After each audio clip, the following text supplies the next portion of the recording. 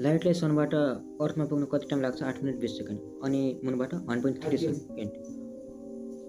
अब तर त्यो हाम्रो नजरमा मात्र हो, त्यो लाइटकै लागि होइन। किन लाइटको लागि होइन त? किनकि लाइटको लागि कुनै टाइम नै एक्जिस्ट गर्दैन। फास्ट फ्युचर केही भन्नु, कुनै पनि चिज जति फास्ट जान्छ त्यति नै त्यसको लागि टाइम स्लो हुँदै जान्छ।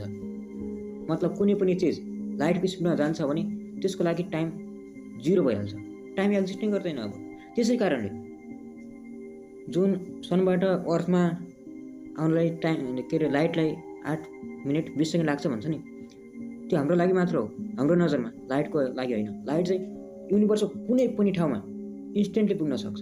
मतलब एकैछिनमा मऱ्यो, एकैछिनमा एकैछिनमा जन्म्यो, एकैछिनमा मऱ्यो। त्यही लागि कुनै टाइम नै एक्जिस्ट गर्दैन, न पास्ट न फ्युचर। त्यसै कारणले त्यो हाम्रो नजरमा मात्र हो, लाइटको नजरमा होइन। लाइट त एकैछिनमा जता पनि पुग्न सक्छ।